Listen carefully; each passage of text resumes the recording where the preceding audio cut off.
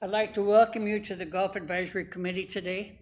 First item on the agenda is approval of the August 14th minutes. Do I have a motion? Jerry? A second? Dave? Any changes or approves? All those in favor? Thank you. Golf facilities. Brad, let's start over here with you. Right off the bat. So I have Highlands. Sorry, yeah, I have Highlands now, and everything is looking amazing. So I really have to give a shout out to Graham and Greg and the rest of the crew. We had the storm that came through mid last month. They did a fantastic job getting it cleaned up. Fairways are looking great. The greens are in good condition. The only thing that's really been brought to my attention is after the AJC, the posts, the red, white, and blue distance markers, haven't been put out. Do we know when those are going to be? They were out there today. Oh, they put out. Okay. They were out today. That was the only thing that had come up. So, other than that, fantastic. So. As a country club, golf shop as always looks really good. I'm real impressed with the enlargement of green number 4. I think that's going to be a good improvement for the course right there. The course is looking good. We had a bunch of guys hanging out after golf sometime last week at the country club, and the outdoor area is, well, the umbrellas are in bad shape, and there's not really enough seating out there. I think they tried to do some cornhole experiment with other kinds of chairs, and it was the opinion of the group that I was with that it might be better. I know this had nothing to do with golf, but it might be better served for the POA, and especially now that weather's getting great and people want to sit outside, to add more tables and chairs out there with some umbrellas, or even have a cover over that whole patio area, a pergola or something. And again, I know it's not golf related, but it's just something to consider. The POA might want to consider, because it's really just a gorgeous porch and a great view of both the first tee and the 18th green and the 9th green. And I know a lot of people would really enjoy that outdoor facility if we jazzed it up a little bit and made it better. I would actually like to second that, because the umbrellas are falling apart, and we do need more seating. I think it'd be a big improvement. And it's probably because of the wind we just had and the storm. It wouldn't surprise me if they just got ripped up by the storm. Jerry? Okay, Scottsdale's in great shape. Any of you that have been over there, they did punch the greens, and whatever we did, and I told Kyle this the other day when I talked to him, that whatever they did this time, we need to keep doing it, because those things recovered in a week. You didn't know they were even punched, and before it would be a month or maybe more, because they were so rough from that. So whatever we're doing with that, we need to continue, and I don't know if we're doing that at the other facilities or not. We are. So, but that's a big improvement there, and I really appreciate that. Kyle, I know, has been busy fixing some water leaks. I caught him in a hole out there by the green. He fixed one, and then there'd be another leak. But I think he's about to get on top of those over there. Especially, was it 6, I believe? Yeah. But everything's looking good. And if you can walk into that clubhouse and Kelly's working and not buy something's wrong with you.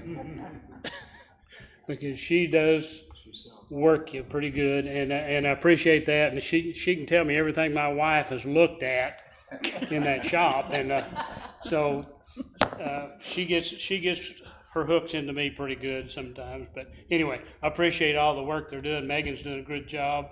I appreciate her being up front a lot of times and helping check people in, and especially in the shotguns, doing a really, really super job. Good. Thank you. Hey, Graham, did you do something different on the punching in Scottsdale that we haven't done? It's something that Kyle had done previously. He used a new core harvester, and And what that thing was doing was smoothing out that surface much more so than the ones that the POA owns. So we rented two pieces of machinery that turned out really, really nice from a results standpoint. And so on Country Club, we're going to be using that next 2 weeks from now, that same piece of machinery. And then when it gets into a situation where we can look at replacing our current core harvesters, which are very old and dated at this point, that would be something that I certainly would recommend from what we've seen with that machine. Okay, thank you. Kimla?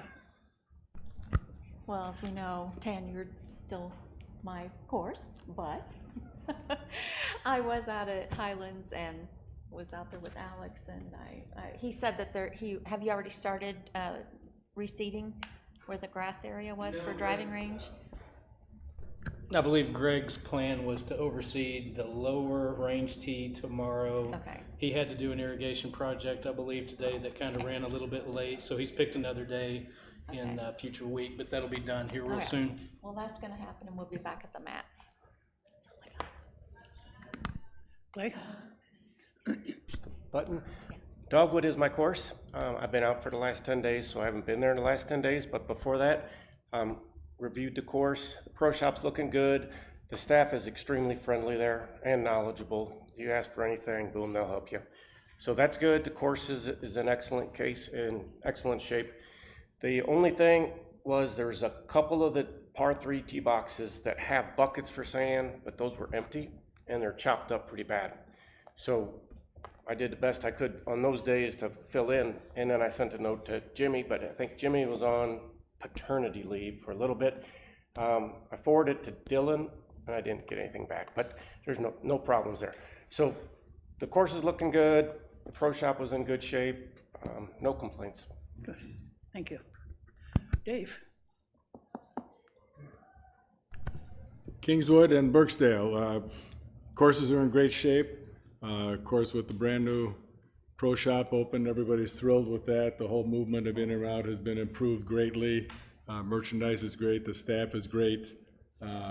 Carts are clean and easily accessible, so great overall golf experience. Good. Any other facility items? I would just like to say, if you're golfing here and you see, like today on number 8, the guys were working on a irrigation pipe. Stop and thank them. I mean, these guys work hard, and you know, Kyle, I know over at Scottsdale, I always wave and say thanks. We have the best staff, and we need to let them know that we really appreciate their efforts. They work their buns off for us, and then all the people that work in those pro shops. And then I was thinking this morning of the guys that just put the carts out for shotguns. They got to get there at 5 o'clock in the morning to do that. And it's kind of a thankless job, and we ought to thank them. We ought to thank them. Appreciate that. Anything else for facilities? I don't think we thank any staff enough that we do. Okay, Graham, you're up. Okay, we are investigating the pond on Kingswood on number 6. It's got a breach in it, and we're looking at solutions. Hopefully I'll be able to talk a little bit more about that potentially in the next meeting. So upcoming aerification for greens on all the bent grass courses will be on the 23rd through the 28th, starting at Country Club on Monday, Dogwood on Tuesday, Highlands on Wednesday, Kingswood on Thursday, and then Burksdale on Friday. Going on the golf courses, we're raising the height of cut on all short grass and rough areas as we prepare to go into the fall and then the winter time. We're also putting fall fertilizer application out on all short grass areas to strengthen the turf and try to allow us to minimize our winter kill next spring. One thing that's going to be a little bit different is we're going to be using turf colorants beginning in September.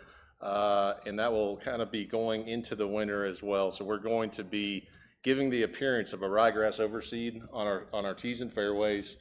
And so for one, that'll be a nice impact to the golf experience, but also the green colorant will absorb more heat on our cold days and potentially minimize the winter kill as well. So we're going to be trying that in Country Club, Kingswood, Dogwood, and Scottsdale this year. Country Club number 4, as you guys know, we're expanding that green. It's about a 2,000 square foot increase. That work's scheduled for September 30th. The sod work will be completed on October 1st, and it will open up for play on the 2nd, but we won't be playing off the sod for a few weeks. We needed to let that establish a little bit. We're going to be starting the Blue Muta trial work around the Bella Vista putting green and all the Bermuda surfaces around that bent grass green. So all the way to every concrete corridor will be overseeded tomorrow, in fact, with Kentucky bluegrass, and then we'll look at that trial for the next 12 months and see if that's a feasible option for the POA moving forward. The Zoysia sprig trial, we passed up the 12-week mark and certainly learned some things in the process. The first third of the fairway that was sprigged at the single rate, really not a viable rate of planting. We saw that. The middle section planted twice over rate, which is 1,200 bushels an acre. We think that's a viable rate. We're probably about 80% coverage there. And we think we're about 3 weeks behind the triple sprigged rate. So the third closest to the green sprigged at the 1,800 bushel an acre rate, about 90% covered. So we think that is certainly the ideal planting rate if we're gonna go that way. So during that process, we had to do a little bit of sod work. About 5% of the area that we sprigged had to be sodded. Just the sprigs didn't take for whatever reason. Didn't quite identify exactly why that was, but we had to do a little bit of sod work in the process. I think that would be expected if we were to do it on a large scale. There'll be a little bit of sod work that has to be completed. We did notice that the majority of the sprigs, so kind of the difference between Bermuda grass and zoysia, it seems, Bermuda grass that was laying on top of the soil, I have seen it take, it'll start rooting in and establish just fine. What we noticed with the zoysia grass, really the only stuff that survived was what was pressed into the soil. So we found a machine at one of our golf courses, and it was very similar to the slicers on the sod to sprig machine. So we went out and tested it on the Highlands just to see what it would do, and we think it would really help us get more of those plants that were laying on top of the ground when we planted that didn't get pressed, and we think we can use that right after we plant and get more of those stems into the ground, which will really help with the establishment. The other thing we know will help us is we weren't able to top dress those sprigs with sand immediately after because it was so hot when we planted, so they started getting dry. We needed to water. Then the ground was too wet to get that machine out there. So we had to wait until we were able to dry everything back out to top dress. So that leads me into my next point, which is planting in March and April, the ideal time to plant. Those stems aren't going to dry out very fast. So that'll allow us to really do all of this work that we think will really even help us improve upon the process that we were able to complete this year. So definitely think it's a good way to an affordable way to establish zoysia grass, and if people are willing to give us the time to grow it in, then it's a good way to go. Can I ask something on that? Is that a one-time deal, or would it benefit by going one way, slicing one way, and then slicing another way to get? Right. I think that's critical. I think so. We went down and back on the same passes. I think if you were to cross it up, because it really does seem like it's the distance that it has to grow in. So if you were to go multiple directions, you could shorten those live plant spacing, and then that would be a benefit as well. If we were to do this process, we anticipate we could probably do 4 holes a week. So you're looking at around 3.5 weeks to plant all the fairways on the Highlands. So that, it's feasible that we could start in early March and be done by the end of the month, and that would be dependent on the weather at Bella Vista and also the weather at the sod farm, if they're able to actually harvest the sod to deliver it to us. So there could be some weather dependency there. My next page has the pictures from the trial. So the first top left picture is the single rate. You can see the spacing in between plants, just not really, I mean, it'll get there eventually, but it's not ideal. And then the second picture is the twice over rate. Again, about 80% there. And then the third picture is the triple rate, where there's just really the only voids are about the size of a divot right now, and that's kind of what we're seeing out there, so. Over at Tanyard Creek, we're doing, making really nice progress on the turf there. The Bermuda grass sprigs are all essentially growing in, looking good. We've begun mowing the tees and the target greens at the height of cut they would be at, which is lower than the rough, so they're starting to get a little bit of definition there, and it's looking good. The greens that were planted in midsummer have fully established. They look wonderful. Reed's starting to drop the height of cut on those to get them down to closer to where they would be when they're open, and turf density is really good. They survived the summer, and we had some hot days, and so really impressed with that grass out there. Any questions? Yeah, Graham, what is the lead, if we decide to do Highlands, let's say next year, what's the lead time to order the grass? I've checked into that, and we don't have to pre-order the grass, prepay for the grass. It's really gonna be, can they harvest the grass? They said they will harvest it when it's dormant in March. They have no problem doing that. It's just, are they able to get on their field to do that? Okay, so we don't have to have a 2-month lead time to tell them. Okay. And the second question is for Tom. Now that we've got this test under our belt and we think it's going to work, what's the next step? What's the plan? How do we go forward with doing a Highlands project?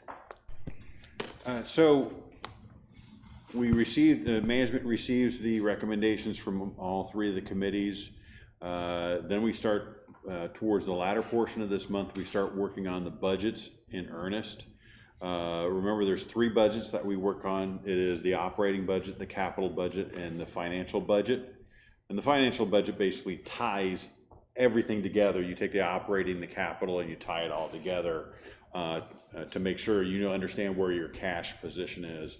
We'll make a presentation to the board of directors the first part of November. The second Thursday in November, we will make a presentation to the community on the proposed 2025 budget, and assuming everything goes well, and the third Thursday of November, the board will hopefully approve the budget at that time. With regards to capital projects, we've been very honest and from the very beginning and said that this is going to be a more modest year. We've done Tanyard Creek, we've done BV 65, the clubhouse at Kingsdale, and then the surprise project at the gun range. So we're going to have to be a little bit conservative. And also last year we finalized the rec. So we just need to take a little bit of a breath. I would say that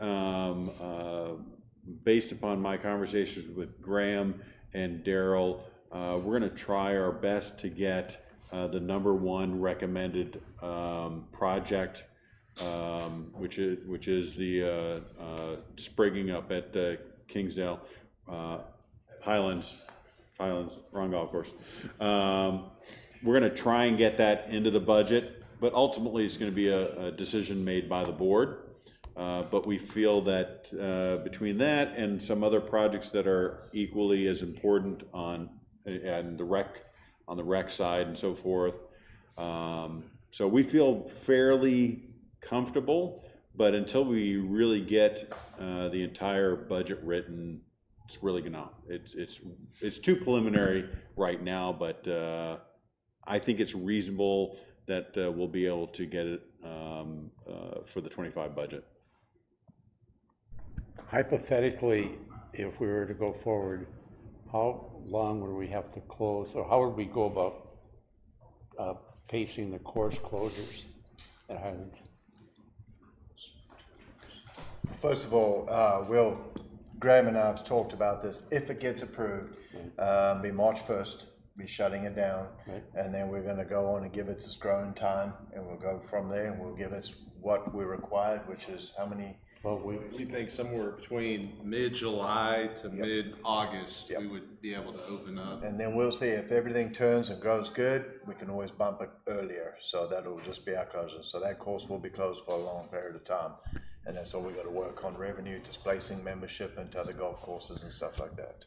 But again, if approved, I would caution our membership to, once it opens, very likely it could be cart path only. It will be called And, Path and Elevate. so just be prepared for that, everybody, that it's gonna be that, but boy, the long-term gain for this, man, it's gonna be fantastic. I'm 100% behind it, and I thank Graham a lot for what he's come up with, which is, I think, a really viable solution for us that's not cost prohibitive. I mean, I know it's costly, but it's not cost prohibitive. And I think it's going to further enhance our golf courses, not only just for summer play, but also it's gonna help us in the wintertime as well. So, And one of the challenges with this particular project is, unlike most projects where you're just you just have the expenditure of the project, this one has the expenditure of the project and the loss of revenue because the golf course is closed for an extended period. So both of those things have to be factored in when we're doing the budget. So we're gonna do our best, but I can't give you any guarantees, and most of all, I can't tell you what the board's gonna do because they haven't seen the budget yet. Clay. Couple of things. A question on the divot repair of Zoysia versus Bermuda. Is there anything different that we need to be doing? No, not at all. You'd still fill the sand up, not all the way overflowing the actual divot, but right to the top of the soil is what you'd like to do. Just more on that. What about replacing the divot? If the divot is intact and not shredded, you could do that, and that would be okay. Okay. The other thing was the cleanup that the crew did at Highlands after the windstorm was just incredible. That place was devastated, and how they got the crews in there and cleaned it all up, that's just fantastic. Good work on that. Anything else for Graham? We appreciate Graham, thank you. I do have one more question. On the colorization of the fairways that you're going to do, why was Highland left out? Well, there's a cost factored into that, and well, maybe we'll decide to do the Highlands if we don't get the Zoysia project approved. But if it were to get approved, I don't think that'd be a great use of money. Save the money. Mm-hmm. Anything else? Now, Darrell. All right, you done talking? Yes, sir. All right, I'm up. First of all, I want to jump in and thank Ruth and Gary and all the volunteers that made the AJGA another smashing year, exceptional play.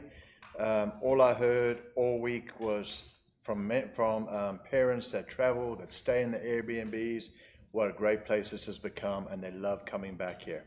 I mean, we had the top players around, and what they really enjoyed was the volunteers. So I want to thank everybody, and Ruth, she cracks that whip, she bribes them with candy. Yeah. We do everything to get it happen, but I want to thank everybody, and Gary for the housing of the crew. Every crew member that comes in with the AJGA stays with a family, and they all gained 10 pounds. By the time they left, they ate very well. So thank you very much. Just to give you a quick update on that, I don't know if Alex is going to cover this, but I'm going to jump in real quick. The girls won with a record -15 in 3 days. The girl came in, she shot 73 after not seeing the course, backed it up with a 64 tournament record low, and another 64, and they were playing the blues and the yellows combined, so they're bouncing around. So it's got length 6,000 behind it.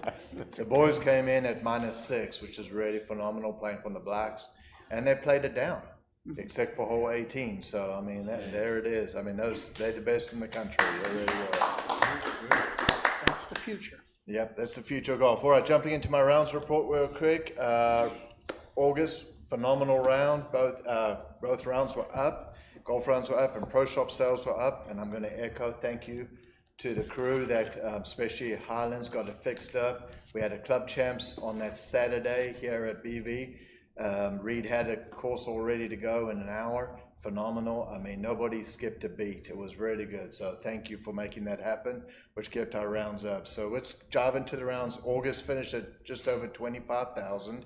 That was just short shy of 2,000 over last year. Membership at 15,267, which I love to see this. Our membership rounds are going up. We had 1,196 over last year.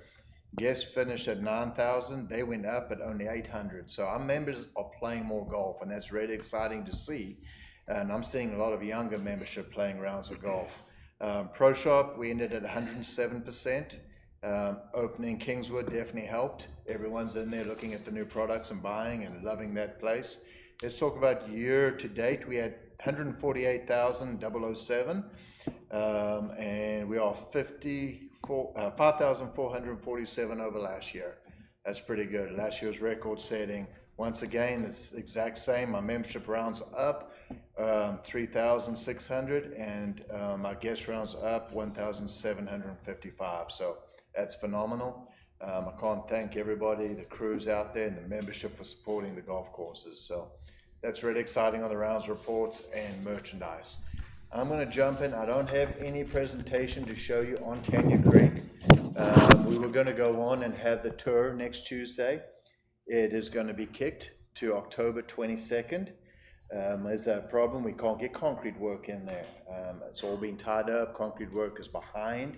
And I don't want anybody walking up there without the concrete down because it is slick. There is all sorts of wires, stuff, brush, everything. So to have everybody out there, I know the membership is super excited to see it.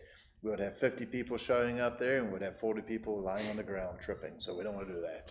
So we're going to kick it a little bit. As soon as I have the concrete work in, we'll get everybody out there to have a look at it. And this will be good too because right now they've got all the drywall in, the first stage of the simulators in, and they got all the heating and air, but it's not turned on. We just got power to the building. We had to put a new post in. Carol came in, put a new post in, so we tied that in. So actually going and visiting it next week could be very uncomfortable with temperatures around 90. It's going to be hot up there. So we'll wait a little bit, get the air in on there, and we'll be able to see a little more. So that's the story on Tanya Creek. So really there's nothing to actually report on that. Daryl, is that the final color of the outside? That's what it's going to be? No, sir, no. Okay. So so you got your brickwork down the bottom, the top part's kind of the yellow stuff, that's what that wood comes fabricated, and then they're gonna paint it. So that comes out there. So that's kind of where that is. All right, any questions on me? Yeah, when is simulator testing? They will be open to everybody but Gary coming December.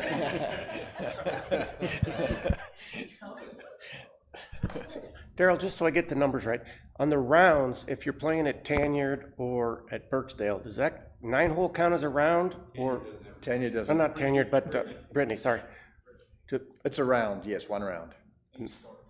Any start is a round. Got it. Any start on number 1 tee box, or if you play 9 like that 9-hole men's play off of 1 and 10, it's starting is 1 round every time. Gotcha. Okay, thank you. So, Do you have a breakdown on, and if you don't, it's fine, I just a question. Do you have a breakdown on guest rounds, weekends versus Monday through Thursday? no, sir. Getting it by dates is going to be very tricky to do when the system is a massive amount of data we collect. Okay. I want to do a shout out before we get started. Alex had anywhere from 50 to 60 volunteers with him every day for a week, and the demeanor is unbelievable.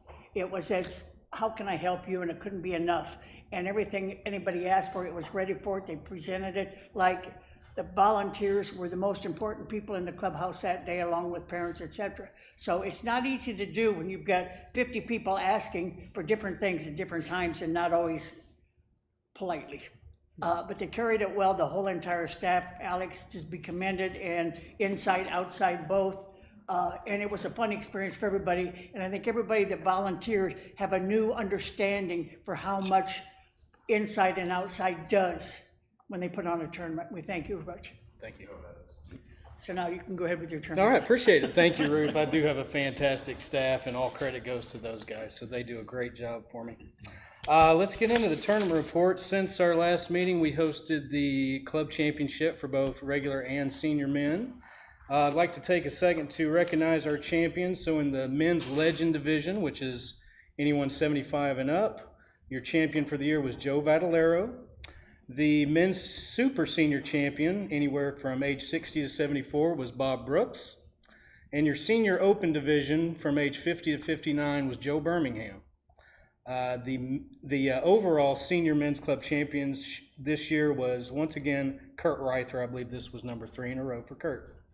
In the men's open division, your champion this year was Scott Johnson, and your overall club champion was Mark Chambers for the 2nd year in a row. So congratulations to those guys. We had 94 players tee it up and choose to compete, which was a record. So very happy with that. Reed and his staff got the course in tremendous condition considering what came through there on Friday night before the event. So great job to those guys. Coming up next, we've got the prostate cancer tournament here at the Country Club on Saturday the 21st. You've got just about a week left to go. If anyone wants to still get in it, I would do that soon. It's filling up quickly. And you'll be seeing the Rally in Pink information coming out here really quickly. That date is Saturday, October 26th, and that will be at Scottsdale. And you'll see that out here in the next few days. Any other items for? Okay. All right, so we were asked to put together a survey on cart paths during the wintertime, and so here are the results. So if you recall, in the questionnaire, this is the question we asked: keep carts on the paths at the Country Club and Scottsdale from approximately the middle of November through March, depending on weather conditions. You know, weather always impacts. We might have to go a little bit early, we might have to go a little bit later, so forth. We selected those 2 golf courses since we feel that those courses could benefit the most from this strategy. And consistent with the last 2 years, we'll have Scottsdale closed for all of January and February, except for when, you know, if we get those really warm spells for an extended period, we'll open up, which we did this year, if I recall, or was it last year, but it was successful. For Highlands, Kingsdale, Dogwood, Birksdale, and Brittany, golfers will be able to take their carts off path, except for weather conditions such as rain and extreme cold. So the first question was, should we keep carts on path at the Country Club and Scottsdale this winter? And the results are, you'll see that we had the majority of the people were strongly in agreement that we should keep them on cart path. And then agree was also rather strong. Those 2 combined accounted for 68.8%. So basically 69% of the people were either agreed or strongly agreed with that. Here is the raw data. So we received 1,350 responses, and you see 42% were at the strongly agree and 26% at the agree, and so a lot less on the negative side. So clearly a lot of support for the plan.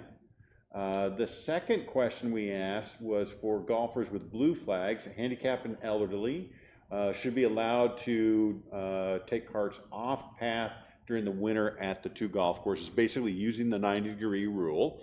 So we asked them that question, and you'll see that strongly agree and agree, if you combine those 2 together, it was 55.3%. So by and large, pretty much very much in favor of allowing the blue flag golfers to come off the golf course, come off the path. Here are the numbers. So 1,349, and you'll see the responses strongly agree at 26.2% and agree at 29.1%. So based upon that, what management is recommending is we keep carts on paths at the Country Club and Scottsdale from the middle of November through March, weather dependent. Allow golfers with blue flags to go off the cart paths, 90-degree rule. Strictly enforce the blue flag rule to make sure we don't have any abuse, because there could be a possibility that we would have an increase in the number of blue flag golfers as a result of this policy. So we're going to have to really crack down on that. So if the golf committee is in agreement on some or all of these recommendations, we would need to have a vote taken. And we just wanted to remind everybody of the goal. We're all in this together. This is, this is grass. It's a natural organism. And if you drive a golf cart on the grass during the wintertime when it's not growing, it has a negative impact. So we're all in this together. So while it's an inconvenience during the wintertime to not be able to come off the golf cart path, it has a positive impact on the overall turf quality. So that's why I keep on saying we're all in this together. We can't just look at Graham and say, do better. Well, grass doesn't grow during the wintertime. And you drive a golf cart all over the place, it beats it down. We know that. So we're very confident that taking this strategy will have a positive impact on the overall turf conditions, not only during the wintertime, but in the spring when the grass is it's been beaten down and it's trying to come back to life, but it's been beaten down. So we are very optimistic. So that is the results, and those are the recommendations. Questions? I don't have a question, I have a comment to Graham. I don't know how you can figure it out, but is it way to calculate how effective this is by taking advantage of it this year, and then next spring we can have some metric that says, we got on the course 3 weeks earlier than we did another way? Some way to measure the effectiveness of this program. I think the only way you could maybe measure it would be winter kill percentage per golf course, but even then, it's not necessary, there's several factors that can affect winter kill on Bermuda grass specifically. We've seen it on high areas that are dry in certain winters. We've seen it, like this winter, we saw it in all our low areas where maybe water didn't drain fast enough. So combination of issues that I think to give you a straight answer right now, I don't know 100% sure if we're going to be able to think about it. Or some way to do it. I will. Good. My question is about the handicap flags. Being extremely sensitive to anybody that's obviously needs a handicap flag, I have no issues with that at all. I think it's great that they're still out there playing with the handicap. What are our handicap rules? How easy is it to get a handicap flag? Do we need to maybe even look at that to make sure that it's not just guys that are lazy or whatever and just feel like they don't want to walk? Well, it's a very delicate subject on that. I have had a lot of membership that have come to me personally and thanked us, because if it wasn't for the handicap flags, even though he's not handicapped, but he's at the age of 91 playing golf, and he's allowed to have a flag, he's playing golf. And I have no problem. None of us have any issue. So how the policy works is every year you got to come in. If you're handicapped, you got to bring in your sticker, your plaque, your driver's license, and we verify it. And we get you to sign a little statement that shows that this is the distance you got to stay from the green and all that type of stuff. They sign it, we laminate it, and they get their card for the year. Anybody over the age of 80 that feels they need one to get around the golf course for health reasons, they can come in and get one as well. We might want to look at it a little differently, but I feel that, Graham and I are working together a lot closely on some other stuff that we might be bringing forward to this committee next month. So let's not dive into that just yet, but that's kind of the procedures to answer your question. Well, and again, I have great sympathy for anybody who has a handicap and guys that are 80 and over, women that are 80 and over. I mean, God bless them for still playing. I mean, I want them to keep playing. I think that's awesome.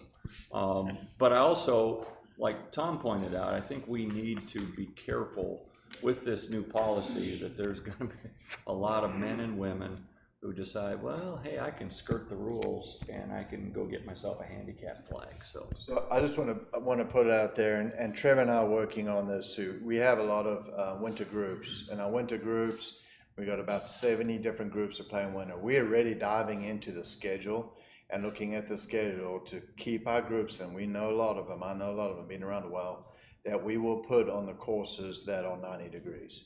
They won't put them on Country Club or Scottsdale and the majority of the play. Now, every now and then, they might have to be over there, and we'll kind of go from there. but that's kind of what we're looking at. So most of our golf courses with the groups will be played on Dogwood, Kingswood, and Highlands. Because Highlands, we're gonna rock and roll, we're not doing anything different there. But this is also weather permitting. Remember, we have a cold winter, snow on the ground, ice, water, it's gonna be carts on path. And you gotta understand, when we got carts on path, that's for everybody because of the weather conditions. We have multiple times people coming up with blue flags. Well, why can't we go? We got a blue flag. Well, it's carts on path today. Really, and unfortunately, they do go home. We see them leaving the shotguns and going home. So we are gonna base it that way, and we hope we don't have an influx on that part. Groups can help with that also. Instead of putting a flag and then somebody who doesn't need a flag together, they could put double flags together if they possibly can, which would help considerably rather than spread it out. So we had a couple others. Go ahead. Question on, instead of keeping the carts on the path, why couldn't we just say carts in the rough only? It's the fairways that get damaged and not the rough. So if people are complaining that they have to walk too far because the cart path to their ball, why don't we let them go all the way onto the rough? I think we discussed this before. The problem is, if you give them an inch, they'll take a mile. You gotta get to the other rough. And they will abuse it. And it's a lot easier for the golf staff to check out, our guys off doing stuff, So yes, we discussed this, and two players there, you weren't on the committee when we discussed this a while back.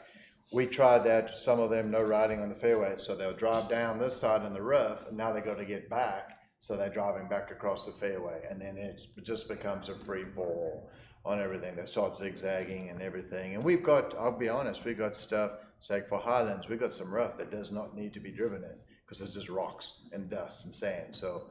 And as he's increasing the sprinkler system down there, we want to get grass to grow there.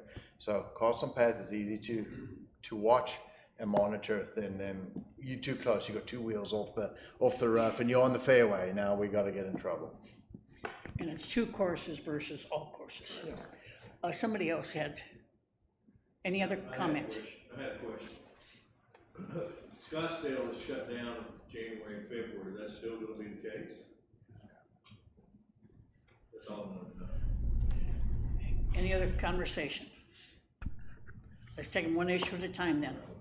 First issue, are we asking that we have 2 courses, that we will not have carts off path? That's first issue. All those agreeing with that? With first, I First agree. issue. Okay, that's unanimous. Okay. Second issue, blue flags are allowed off the path on those 2 courses. I agree. Respecting the course. I'll agree. Gary, are you voting one way or the other? Okay, thank you. Okay, both unanimous. Okay, that's Does it. that And take care of it, or then, you need something more? no, that's all we need. And then communication, the golf committee, assuming they approve it, then management will begin, Daryl will begin communicating this to the groups so that they're not surprised. We'll do it when it's nice out. That way they, we're giving them months of advance notice, so forth. This is a 1-year situation. Yeah, and hopefully what we'll see next year is in greatly improved conditions in March, April, May, June, and not have winter kill affect us and cost us a lot of money to resod and to do all the other things. So hopefully we'll see great results from this.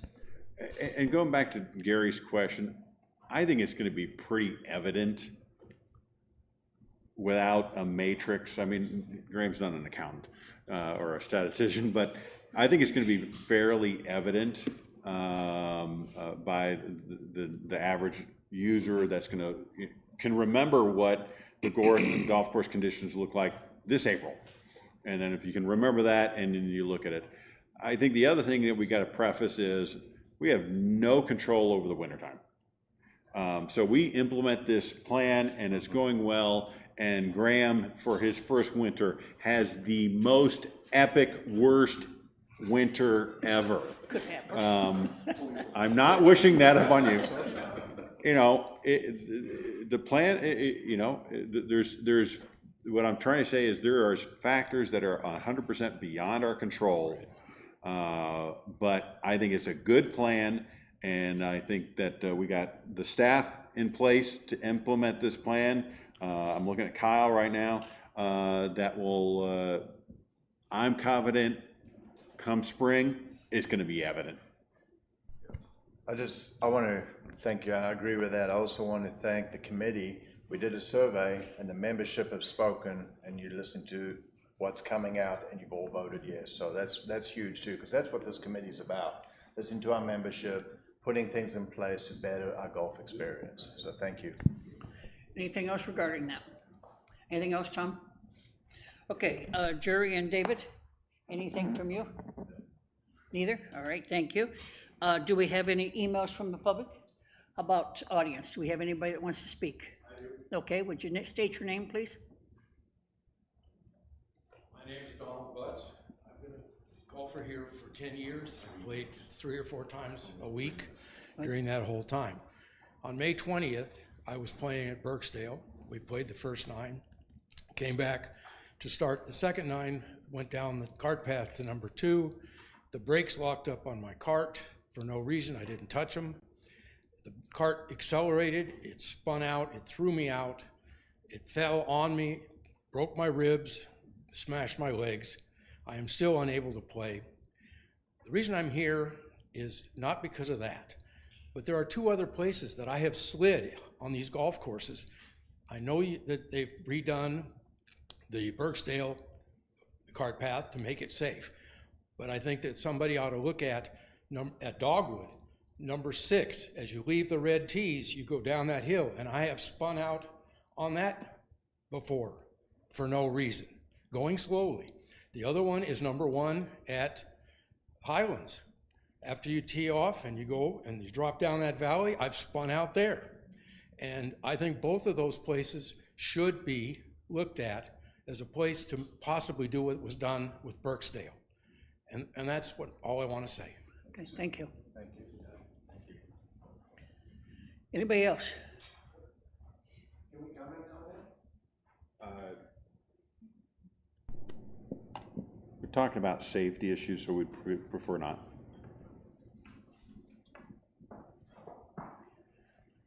Kyle?